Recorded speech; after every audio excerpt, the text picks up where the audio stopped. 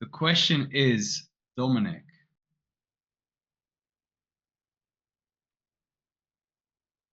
how are you doing?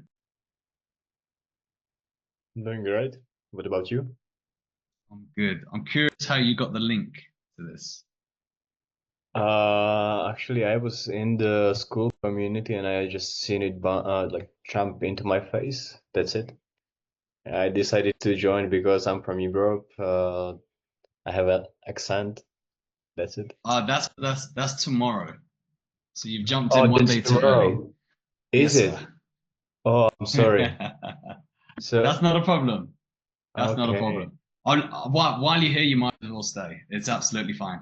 This is for the paid community or for people that we placed on other offers. But as you're Uh, here, I feel like it's my moral obligation to keep you here and try and make you spend money with me. How much money do you have in your bank? I'm joking, bro. right now, I'm like, joking. I'm joking. I'm okay, joking. I don't okay. need to know. I was ready. Nice. Where are you from? I'm from Slovakia. Slovakia. Cool. Nice. Slovakia. The capital Slovakia. Bratislava?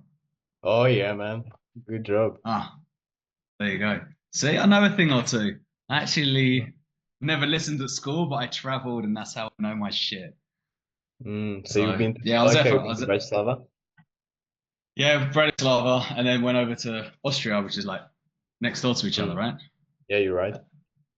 Yeah, there we go. Good stuff. Hang on, the sun's still getting me.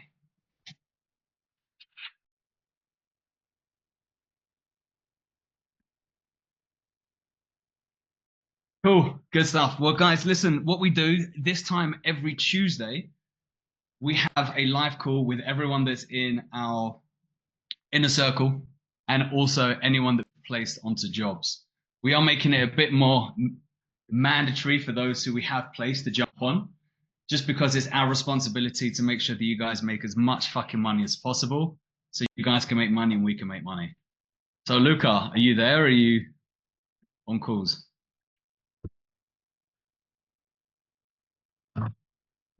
1 second, fine.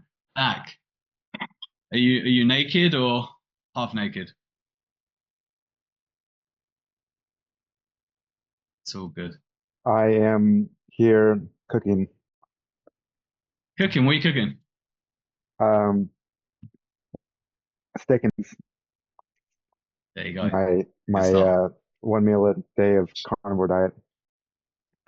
Okay, fair enough. Yep. I like it. So, guys, the whole goal on these calls is to make you even better than you already are. Some of you guys are on offers, some of you guys are about to be placed on offers. It's my responsibility to fix up your scripts. Now, at the end of the day, I don't think everyone should follow the same script. I don't think everyone has the same style, and not everything works for the same person. The most important thing is when you are going through any sales training, whether it's our training at Nomadic, or whether you've gone through Jeremy Miners, Bill Walsh, Cole Gordon, Eli Wild, whoever it is, you need to make sure that you don't sound like your coach. It's insane. So over the last 5 days, well, yeah, over the weekend as well. So over the last 5 days, I probably listened to round about 17 calls, sales calls. And straight away, I'm like, yo, this guy sounds like Jerry Miner. This guy sounds like Bill Walsh. Like, the most important thing you need to understand is you need to be able to find your unique style.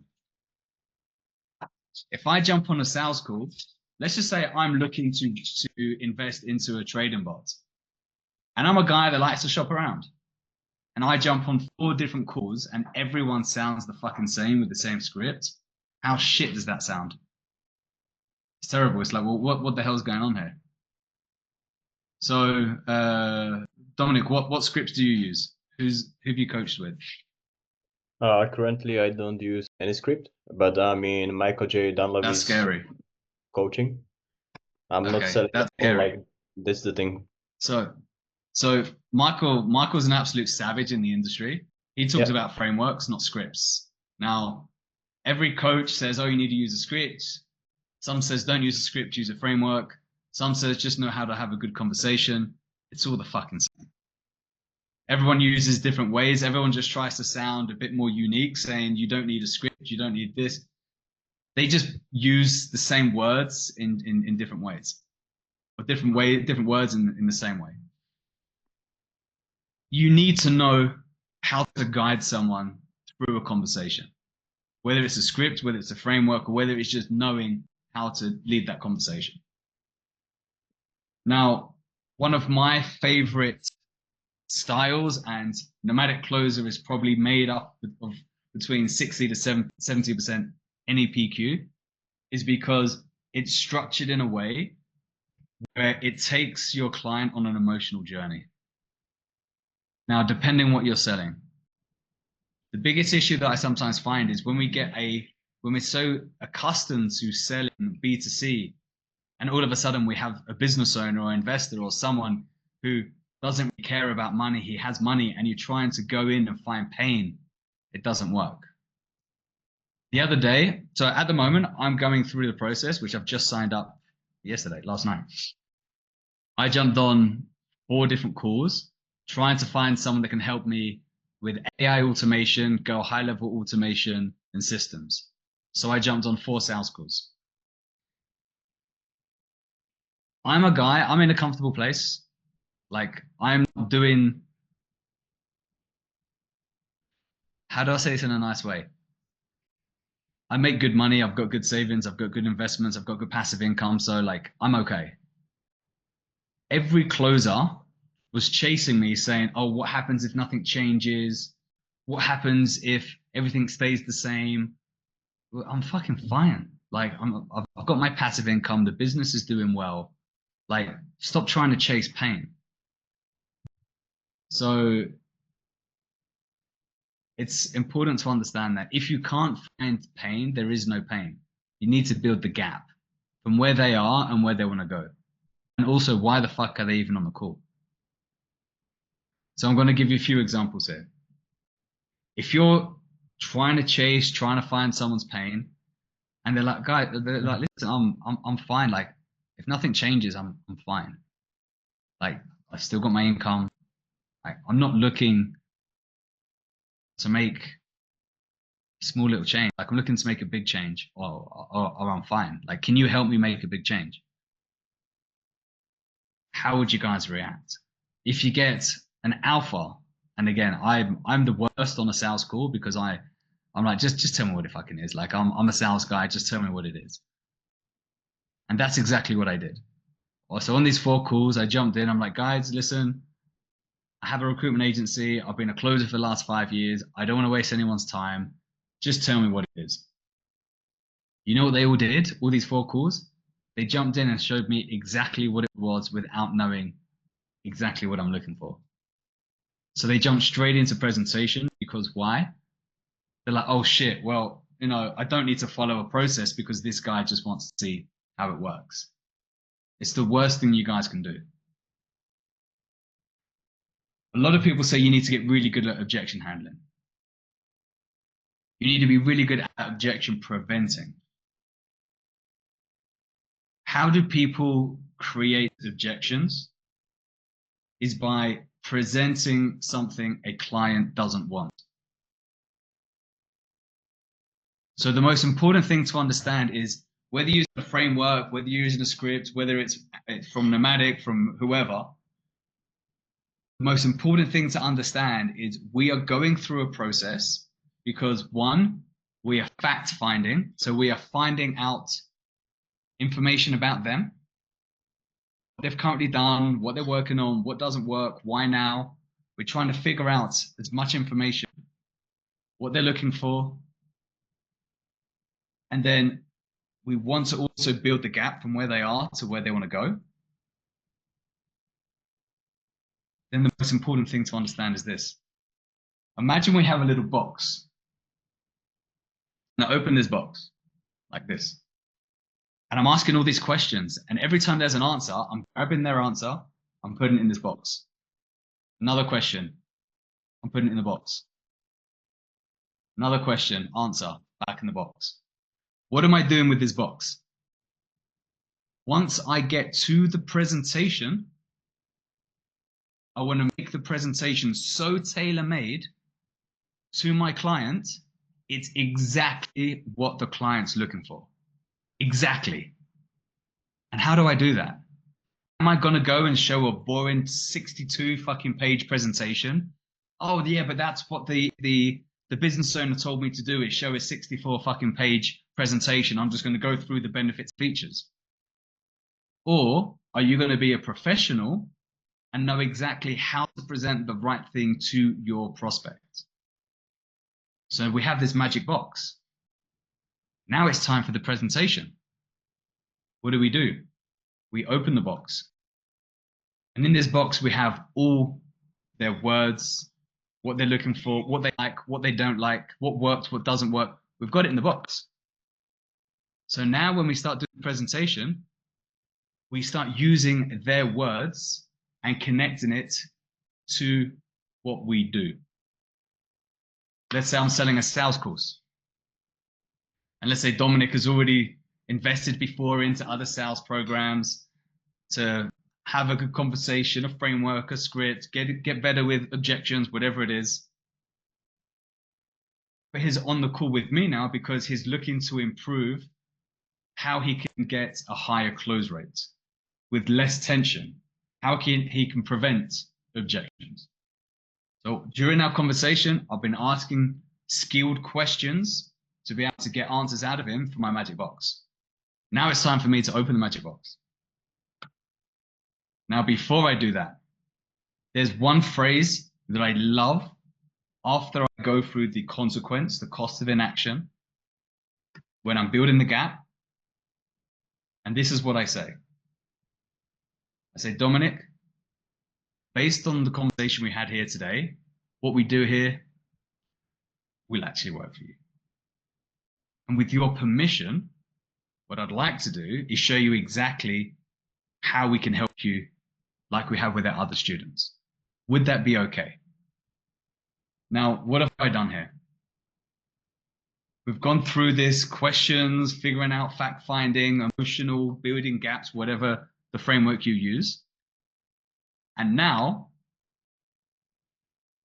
I've got you to a point where you're like, I don't care what you have. I believe in you because you've asked the right questions. So I'm going to say to you and put it on you. I'm like, listen, based on our conversation of what we do here, and then I change my emotion, will actually work for you. Like, you know, that's the prospect's like, great, okay. And with your permission, what I'd like to do is show you how we can actually do that. Is that okay? Well, yeah. You have my permission. Show me. Good. Why am I doing that? Is because I'm preparing you for a buyer's mindset. I've asked you for permission and you're like, please show me the way for me to be able to solve my problem. If I jump straight into it, we kind of lose that connection, that emotional human behavior. This is all psychology. It all connects. We want them to be able to convince themselves. We never want to assume. We never want to do binary options unless we have to, if we can't get the answer out of them after 2 questions. But by doing this, it opens them up. And they convince themselves, yes, show me, you have the solution. So in their head, we have the solution. Does that make sense, Jim? Yeah. Dominic, make sense? Yeah. Zach?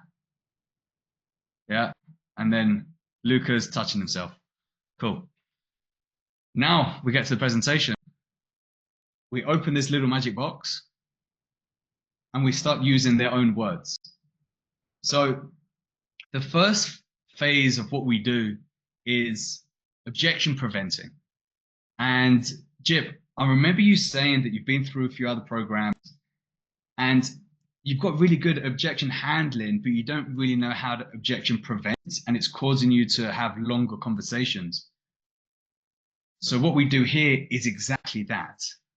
Phase 1 is we show you how to objection prevent. So you can have short calls and you don't have to handle objections at the end. Does that sound fair? Yeah. I mean, that's what I'm looking for. Okay, and step number 2 is open Magic Box.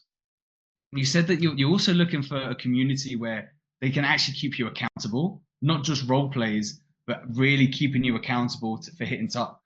And then I just plug it in. It's so important that you guys use the Magic Box where you're collecting everything they say and you're using it against them. Because if I don't use this Magic Box and I don't use their words, you can still sell, absolutely, to a certain point. But you've got to be very careful that you don't create objections that weren't there in the first place. Because a lot of the times when I see these long ass presentations, all of a sudden you use something that wasn't in the Magic Box and you're like, yeah, and in phase 3, what we do is you need to be able to put 5 hours a day. If you don't put 5 hours a day, this isn't going to work. And it's like, whoa, I can only do 2 hours a day. No, but you can do 2 hours. No, you just told me 5 hours. Well, no, I'm just saying the average. No, it's not for me. I don't have the time for it. And what are you going to do? You fucked up. It's your fault. So you need to start taking massive responsibility on listening to how you are creating your own objections. You can't blame someone else. We've got to blame ourselves. It's our responsibility to prevent objections and not to fucking create new objections. Very simple. And sometimes we don't think about it. How did it, where did this objection come from? Like, what happened? You. Listen to your calls. Listen to where you can improve. Did you get enough information? Did you find enough gap? Did you find enough urgency? If you don't find enough urgency, you're going to get the, I'll get back to you, I'm not in a rush. If you get, I'm not in a rush, listen to your calls. Where could you have prevented that from happening? Very simple. Something that I like to call the takeaway, which is like, I'm just curious, like, why are you looking to maybe get some, I don't know, outside help rather than just doing this by yourself? They're like, oh, because I don't know how to do it by myself. I was like, okay, but why are you looking for help now? Like, why is now so important? Oh, because I need to be able to change my life, to make more money, to leave my job. Okay, well now, there it is. But if I don't go and do that, it's like, oh, well, maybe I can just do this by myself. Or, yeah, I'm not in a rush. Bullshit, because you've told me before. So by asking the right questions, the client is convincing themselves. We can think something, but when we say it out loud, it's very different. We have, what is it, like 50 billion thoughts on a daily basis. But when we say things out loud, we're like, oh, fucking hell. Okay, that's real. Our prospects think they know their problem, but their problem is so much deeper and they just don't know it until they say it out loud. Now, the next thing I'm going to say to you is very important. The power of influence is crucial. The power of influence is so powerful that there's a very fine line between influence and manipulation. Influence is by influencing your prospect to convince themselves that they need to take action. Manipulation is convincing someone to do something that they don't want to do and then have buyer's remorse later, and then you get refunds. Manipulation is a very dangerous game. It's not ethical. So what do? With having the right questions, being able to communicate these words and questions in the right tonality, body language, it influences, and I want you guys to listen to this. It influences your prospect to say words and answers you want them to hear. You're influencing words into their mouth that you want to hear. Now that they've said it out loud, they realize that their problem is so much deeper. Do we understand that? Super powerful. Their what? Their reply.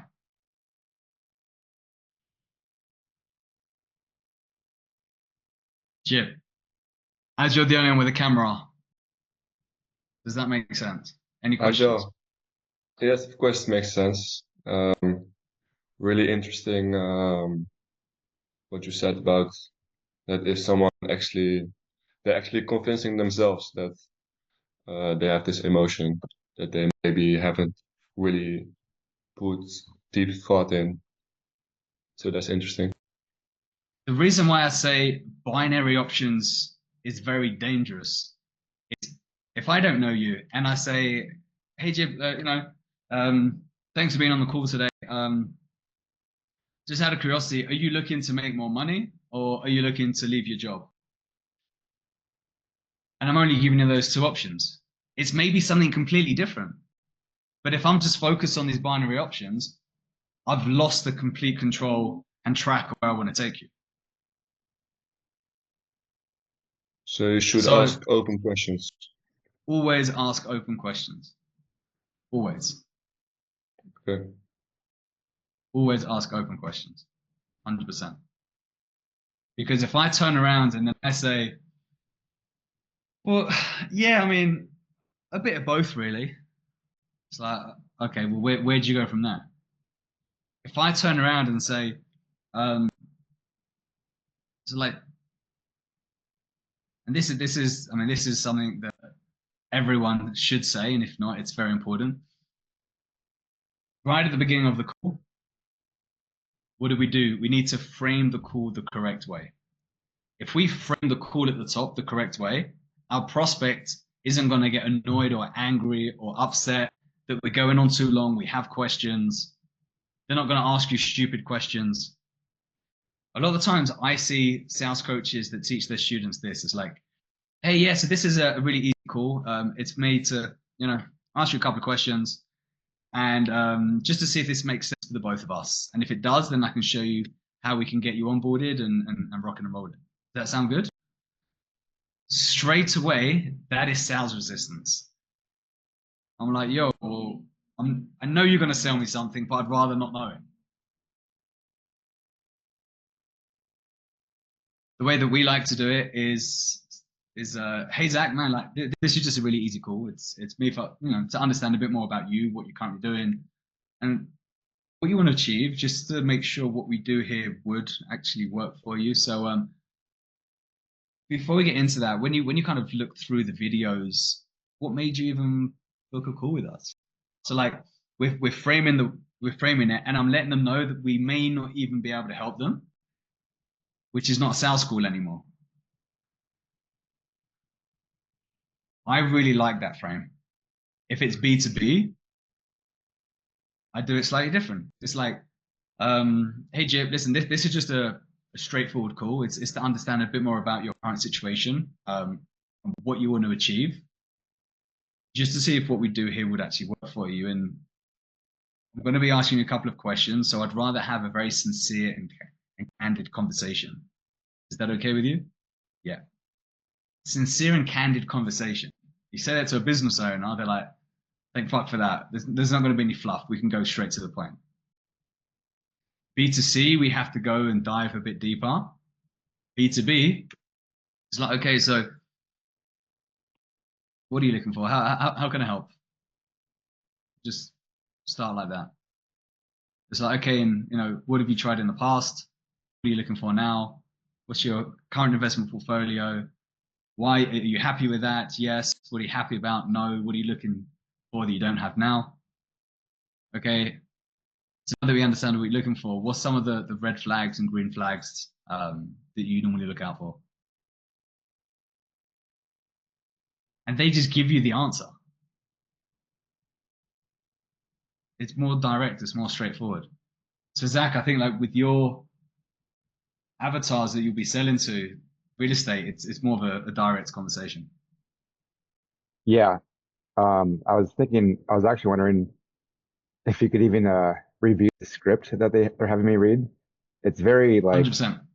scripty. 100%. You know, 100%. the discovery is like 4 or 5 questions, and then it's just me doing a monologue for the entire conversation almost. No. And I said but that I said that something from the beginning. oh, you okay? So you already know.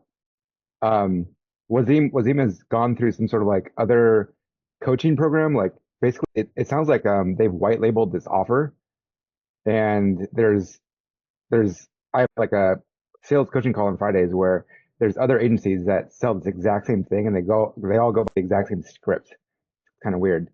Um, and yeah, it's not very conversational. In fact, like it's been hard for me or challenging to try and memorize this long ass script. And I don't know, it's just not what I'm used to. I wanna like almost like retype it into a an outline or a framework because I hate just like having to read the script. Yeah, I've just sent him a message now. I Thanks. say, hey bro, I had some concerns about your script. I would like to change it, so I think it doesn't work. Have you already seen it?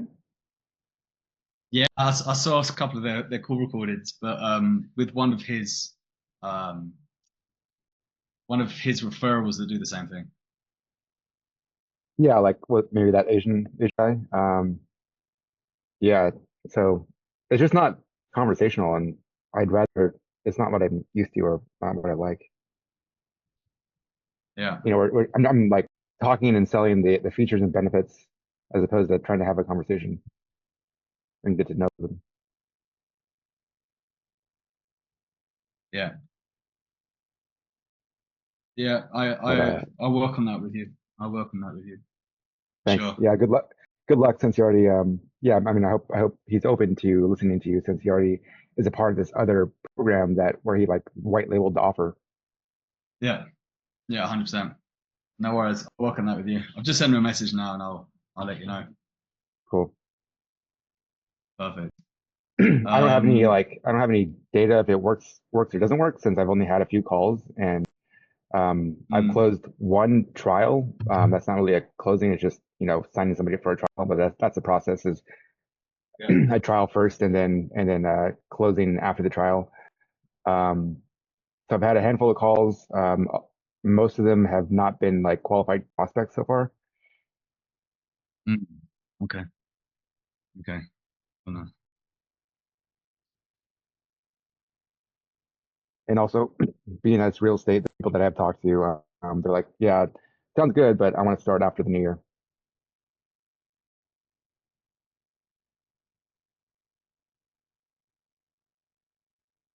Solid.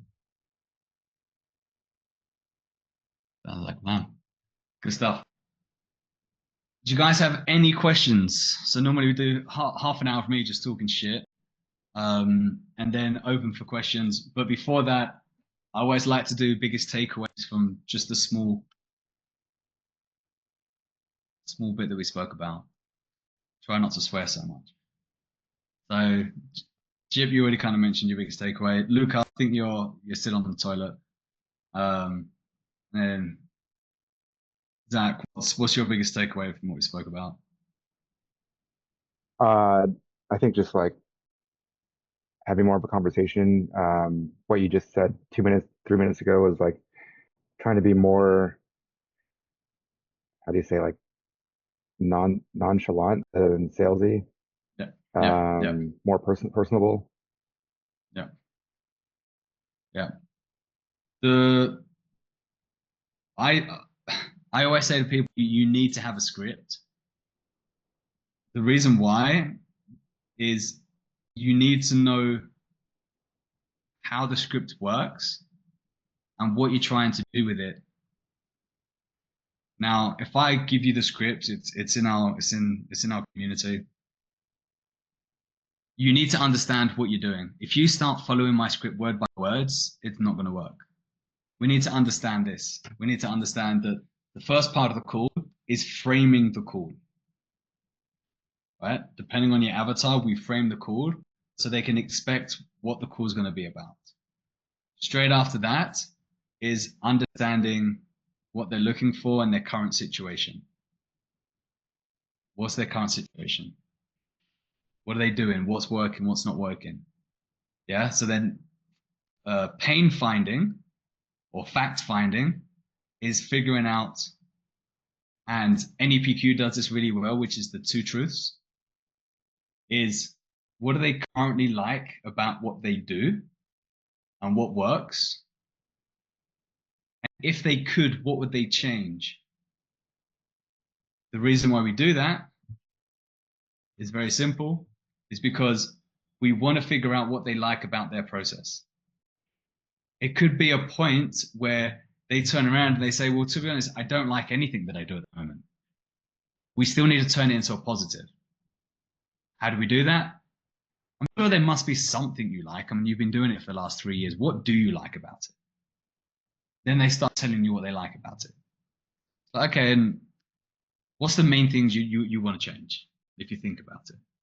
Then they're going to start giving you all the words, all the answers you're looking for your beautiful magic box that you open and you start collecting everything that would like to change. Yeah. Then the next step, what we call is squeezing the lemon. We want to squeeze a bit more, fact find, go a bit deeper. Why, how, what are they looking to achieve? How much? What's preventing? What they've tried in the past? What they're looking for? Then after that, it's the road to success, which is future pace, which is, people call it future pacing, the North Star, vision board. If you're selling something that's very emotional based, the way that I love to take people on a beautiful journey, and guys, if you can put your cameras on, I'd appreciate it. Doesn't matter if you're eating. If I say to someone, hey, listen, let's say we can come in and help you achieve earning another 20 grand like you said you want, like we have with our other clients. Let's go in, let's take a journey for a second. Let's go 12 months into the future. Right? We're 12 months into the future. And you can see everything that you've always wanted to achieve. Like, what do you see? DB8P, if you don't show your face, I'm going to remove you because I've got no idea who you are. So I'll give you 30 seconds. In fact, I'm going to remove you now. DP8P, got no idea who you are. So sorry, but you are gone. Adios. So what we teach in Nomadic is how to use specific words to get the outcome you're looking for. So where NEPQ would say, so in 12 months from now, like, what would your ideal lifestyle look like? The way that we do it is slightly different, where we go and use specific words. So again, let's go on a journey for a second. In 12 months, you now are at a point where you've achieved everything that you would love to achieve. What do you see? Because we want them to name out everything that they would like to change and what do they see with their own eyes. Not, what would you like to achieve in 12 months? Oh, I'd like to achieve this and this. Now that you're there, what would you want? What do you see? Because our ethos, our method, can't say it today. Our methodology is we want to sell to someone in their future state. If I try and sell Zach now in Zach's present state, it's going to be much harder than if I'm talking to Zach's future self that now understands exactly what his future can look like. Yeah, so now he's mentioned what he sees, then the emotional side. So achieving that, how would that make you feel personally? right? But it's the words that we use. And then when we go into consequence, the spin selling shows you, what if nothing changes? How would that make you feel? Again, I like to go and see. Imagine if nothing changes. And before I go into that, I'm going to show you the transition from speaking to someone's future self to now bringing them down. So now they've visualized everything that they could possibly have. They feel it emotionally. Now they're in their future state. Now they're like, wow, I can see it. I can feel it. I know what it's like to be my future self, because your future self will take action. Your future self makes decisions very differently. So then the transition from future self to present is like, and you know, there's two sides to every coin. One side is you achieve like everything that you said. Future self, your you know, material stuff, feeling, and then with my body language, and I'm like, and there is you know, there is, and I look confused. I'm like, there is that other side to the coin, you know, and that side is if nothing happens and you stay in the same position for the next 12 months, 5 years. If that becomes your reality in 5 years' time and nothing's changed, what do you see there? And then what do you feel? What do you see? Oh, it's horrible. Like I'd just be doing the same thing. I wouldn't be able to, you know, spend more time with my family, my kids. How would that make you feel? Not being able to do that. Fuck. I mean, Jesus. And you telling me that you're willing to make a change, to draw a line in the sand and do what you need to do to be that person you just told me you want to be? Now's the time, yes, 100%. I don't want to come across like a Debbie Downer here, but why aren't you like those other people that say they're going to do something and make a change, and 12 months later they're sitting in the same position? Like what makes you different? Because I'm an action taker. I need to do something now. Now's the time, blah, blah, blah, blah, blah. They're telling you, please help me, help me.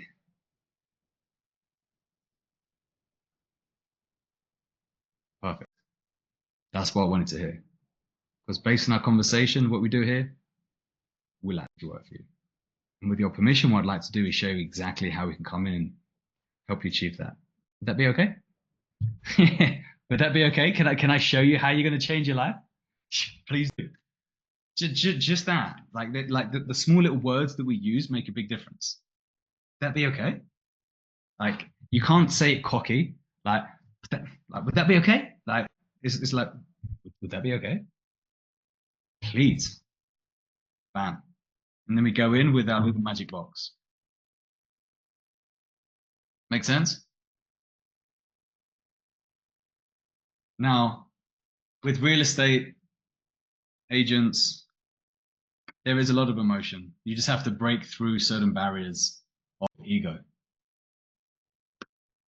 So you have to get them to say, hey man, I don't even know if this is what you're looking for, but like, help me understand, like, what's your current process? How long have you done that for? What kind of results are you getting? And do you like the results you're getting? What do you like about it? Like, what's a couple of things that you ideally like to change, like if you could? Okay, why is that important? Okay, and what have you tried in the past to solve that? And like, let's say you do solve that. What do you feel like you need in order to be able to for that to become a reality? And that becoming a reality, and you can solve it, how would that even make a difference in your life? Financial? Is it logistical? Like, what does that look like? Financial, okay. And When you say financial, what are we talking? Like how much ideally looking to make in 12 months and 6 months? No, no, about 100 grand a month. I never like to ask anyone how much money they make. I like to ask how much money they'd like to make, and then I fill in the gaps. So listen to this. Some of you may know this. I'm like, okay, and how much would you like to be making in 12 months from now? Like ideally, like realistically, about 100 grand a month. And how close are you at the moment, to be making 100 grand a month? About 25%. Okay, so about 25. You're making 25 grand at the moment. Yes. I found out how much they're making. But if I turn around, I'm like, how much are you making at the moment? It's like, fuck off. Like, why are you being so like forward? Who are you? I've just met you. That's why I like looping it, where it's like, how much you want to make? How close are you? Okay, you're making this. Super easy. Super easy. So for the next 15 minutes, I'm open for any questions you guys have, anywhere, any step of the process. Because I know you guys have some interesting questions coming up. Let's see what we got. And sorry, I wasn't looking at the chat, so if you had any questions, I missed it. But how can I help? So, Joel, you mentioned that you had a sales call yesterday, and they asked you, like, the other side of the coin question, what would happen if nothing changes? And it wouldn't really matter for you. How would you suggest to handle such a situation? You ready for this? How do I pause the recording? I want to say, stroking ego. Stroking ego. So the way that I do it is, what do you mean by that? It's like, listen, I've got all the money in the world. Like, my hobby is making more money. Like, I've achieved everything that I want. I just want to keep on going. I pause the recording. So I go in and I pause the recording. Now I'm like, gee, I've just paused the recording because I really wanted to say something offline. Like, man, you inspire me. Like, congratulations from like the mindset that you have, and you've made your money. You just want to keep on making more money. And a personal question, like, where does that way of thinking come from? Like, where's that mindset come from? Because what I'm doing there is I'm going to get them to show me that they're action takers. They like growing. That's the mentality that they have. So they're going to say, well, that's, I came from nothing. My family had nothing. I'm self-made millionaire, and I just want to build a legacy for my kids, keep on growing, make as much money as possible. And that's what motivates me. I don't want my kids to have the same life that I had. I'm like, oh man, that's beautiful, man. And then I press the record again, and then I continue and pass that stage, because I already completed that stage with pausing off the record, man. Like, man, you're inspiring. Like, congrats. Like, you've got everything you've ever wanted. You've got money in the bank. You just want to keep on going, keep on making more. Like, where's that way of thinking come from? But you should always ask that question. Also, if he mentioned before that he is just looking a bit around and he's doing fine already. Yeah, because absolutely. But we need to make sure that we prevent certain things beforehand. Right? So I need to know, why is it important now? Why not do it yourself? Because I'm like, why aren't doing it yourself? Why now? What are you looking for in a sales training? Not in my sales. The worst thing to say is, like, if we can help you, like, what is it you're looking for in our program? Like, I want to separate us with anything. So what do you feel like you need to see in a sales training program, whether it's with us or someone else? Like, is there something specific that you're looking for? I don't want to keep talking about myself, me, our product is the best. Like I can say in a sales training, like what is it you're exactly looking for that you haven't found at the moment? And why is that important?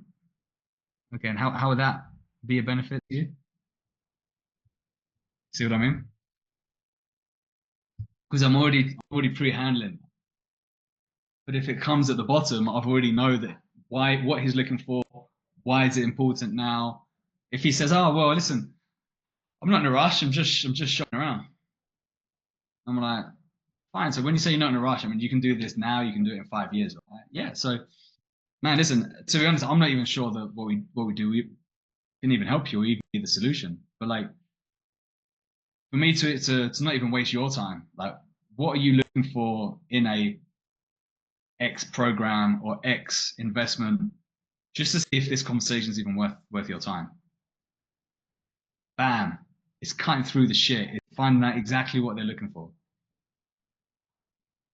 Because then it's going to go into my little magic box of the words that they use, the things they're looking for, that I'm going to then open up and use in the presentation. Okay, thank you. So, like, quick recap, you just like need to kiss their ass a bit if they say nothing changes. You say that they're really awesome and that you like their Yeah. mindset. Yeah. And where does that Okay. mindset come from? Okay, And then you ask some questions. why exactly? And then why not just stop now? Like what's behind you wanting to keep on making money? Like where does that come from? Just that genuine curiosity, like, bro, teach me here, like inspire me, like help me. Because I want to be like you.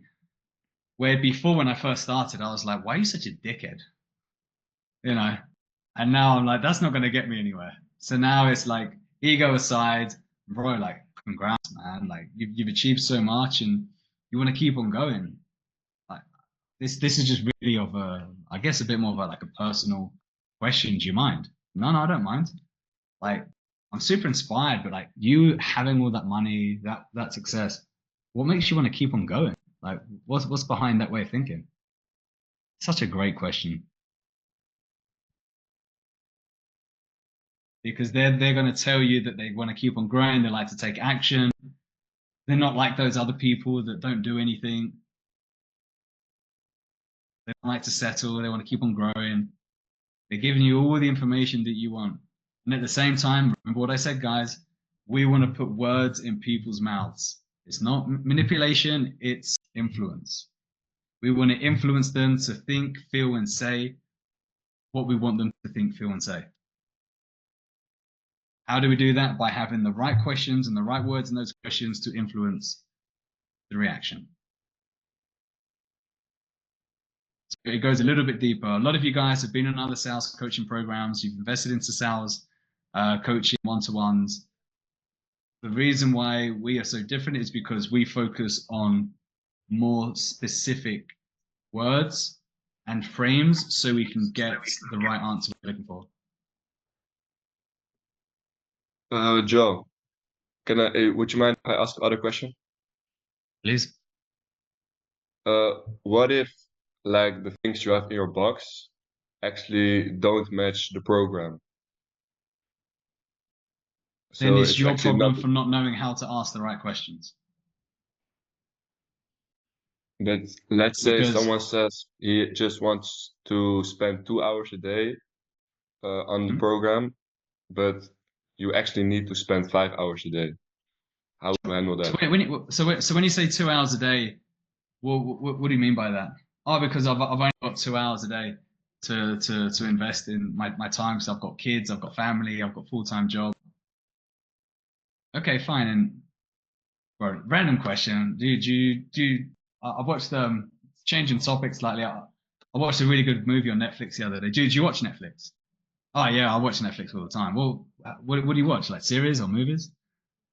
Nah, series. How many hours a day do you spend watching series? Like 2 hours a day? Okay. So how important is it for you to change your life and your family's life? It's very important. So do you think you can have less time watching Netflix and more time investing into yourself at the moment, so you can have more time to do whatever the fuck you want. Good point. So if I understand correctly, when you hear something that doesn't match the program, you immediately handle it before you start presentation. Objection prevent. Objection prevent. Okay, cool. It's so much easier to prevent objections than to handle objections. Why wait when you can just handle it straight away? It's just like, it's so, once you know, it's so easy. You know, when someone tells you like, yeah, that makes so much fucking sense. But we need to hear people tell us. Otherwise we just don't know. And it makes sense, right? It's like if they need to do a minimum of 5 hours or 4 hours in a program, and they say, yeah, I can only really commit to like 2 hours. Okay, and why 2 hours? Fact finds, discover. Because then you can objection prevent. Make sense? Anyone got any other questions? I've got 5 minutes. Fernando, you got any questions? A ton, to be honest. Yeah. I was just gonna ask you, but yeah, I was gonna ask you when somebody tells you something like that, like JIP was asking, somebody comes and tells you that they don't have the time to do it. How do you handle them after you kind of handle the objection and they come back and say something like, yeah, man, but I still think I won't be able to make it. I still don't have the time.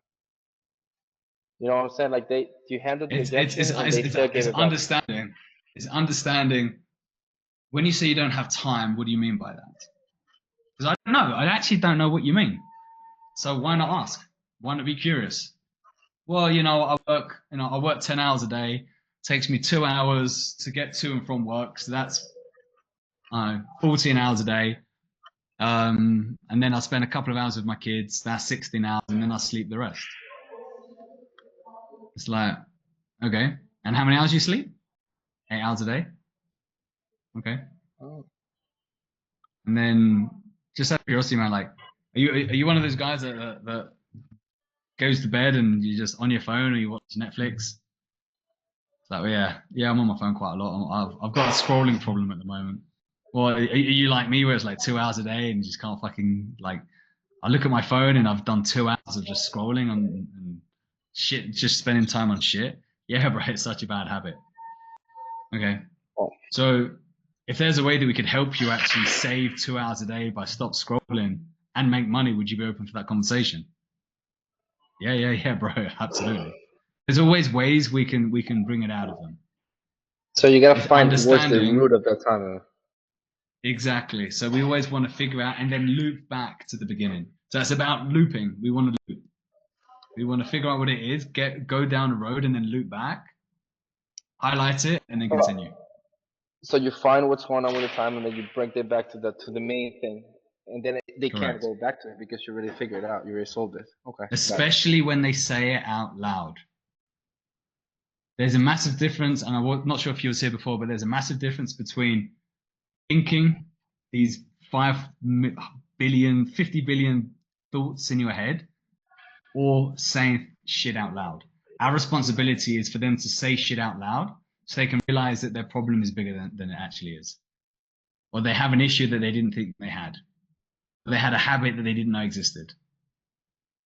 We just want to get a mirror and be like, yo, look, bro, like, look at yourself. Like, what the fuck are you talking about? Oh, shit, And will I you didn't ask think about them? it like that. And will you ask something like when for example, that person you told about all that time they spend day working and he doesn't have much time in his life? Will you ask something about, and how does that make you feel? Not having time for your kids or something like that, or I not? would, It's not immediate. so yes, but I like to say it a bit further down the line once you've built up enough rapport. Because I think a lot of scripts that I've seen, it's like, how many hours are you at work? 12 hours. And you know, yeah, and I don't really have time to see my kids. And how does that make you feel? I think it's too soon. Like, if you understand human behavior, I think that is a bit too personal before opening the wound a bit more. I like to say it during my transition between future pace and consequence, between the future and the two sides to the coin. Okay. So it's like, you know, your future pace, what do you see? How does that make you feel? And does that mean you don't feel like that? No, man. Like I said, I don't have time to see my kids. So I want them to bring that back in. And it's like, damn, man, like how long have you been feeling like that for? Oh man, like 6 years. Seriously, 6 years. Wow, brother. Okay, I understand. And then I've like, bam, oh shit, because Zach can give me a reaction and a feeling, where Zach can be like, yeah, man, like I don't really have time to see my kids too much. If I'm like, yeah, man, I get that. Compared to body language and tonality, which is like, what do you mean? Yeah, man, I just don't have time to see my kids. Wow, how long's that been going on for? Like, I'm concerned. Yeah, like 6 years. Oh wow, and has that had an impact on you in any way, or like it's like, yeah. But if I say, oh yeah, and has that had an impact on you in any way? Well, yeah, a little bit. I can't go deep enough. That's why, guys, I stress so much that tonality and body language is fucking important, because it goes deeper. You need to know how to use your body language, your expressions. Like, I'm always investing back into myself. At the moment, over the last couple of months, I've invested into stage coaching, where if you're on stage and you're talking in front of 1,000 people, how you can get them emotionally engaged. And it all comes down to tonality, body language, storytelling. So whatever I learn, I pass on. So that's all I've got time for, guys. I do appreciate it. Just a quick round of biggest takeaways. Zach, what's your biggest takeaway today?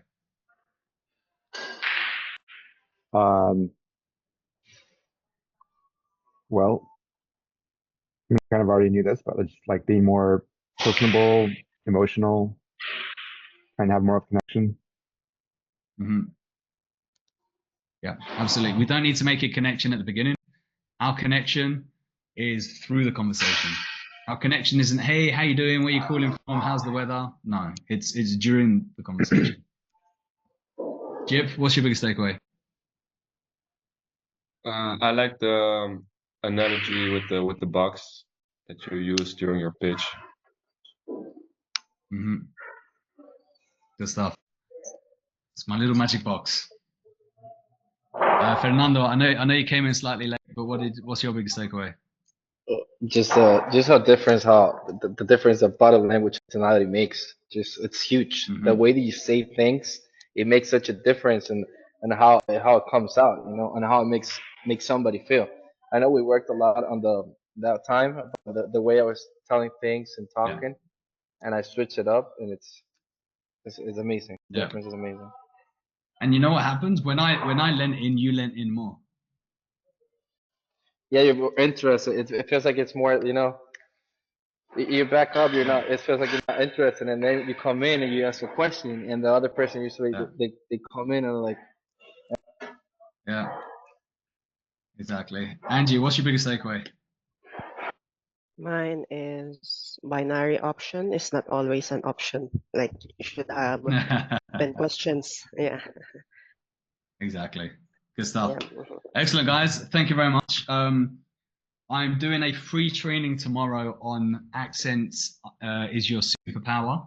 So if you know any closer that has an accent, then tag them in one of my posts about the accent is your superpower. We have how many, Angie? We have 52 people booked in already. Yep. 52 people. Yep. 52 people booked for tomorrow. We're doing a maximum of 100.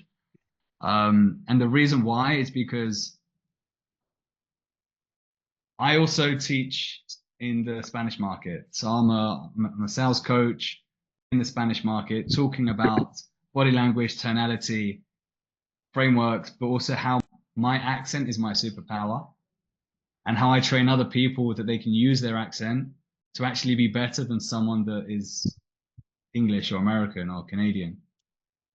Because you become more interesting. You have a slight uniqueness to you. But it's like, how can you articulate better?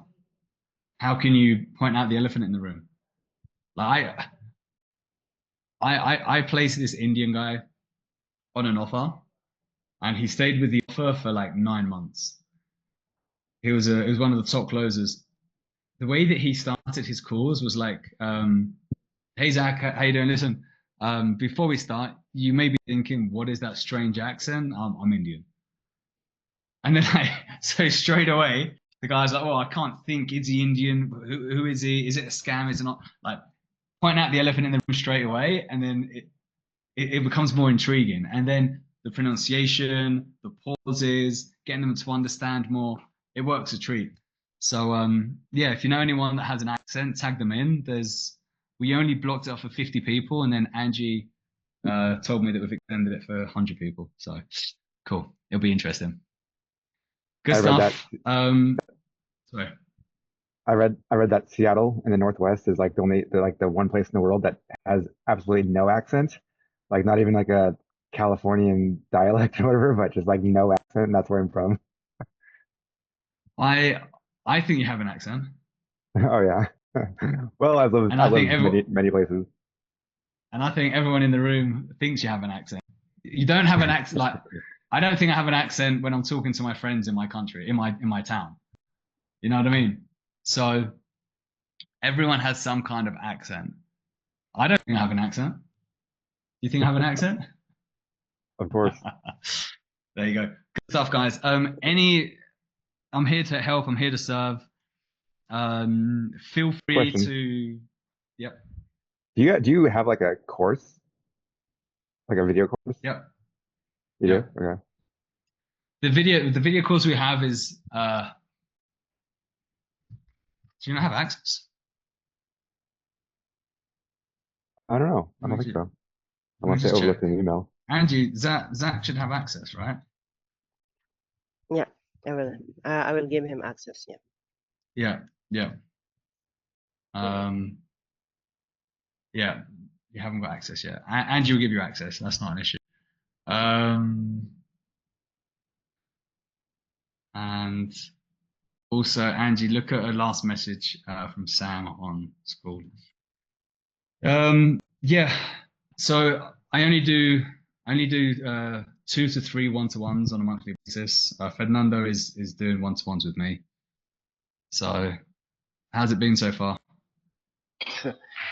Guys, I haven't just being completely honest. I started working in a company, and I've been 3 weeks in the company, haven't closed a single deal. I had a one-on-one session with Joel, and I closed my first 10K deal 3 days after. Just from one session, 1 hour. Easy. Easy. It's just I don't want you to change what you're doing. I just want you to improve what you are currently doing. That's the biggest thing. So yeah, anything you've learned from me, share the word, do a post, do whatever you want, don't do anything, I don't care. But like I said, we're here every Tuesday, same time, and see you next week. Ciao for now. Thanks. Ciao, ciao. Thanks, Joe.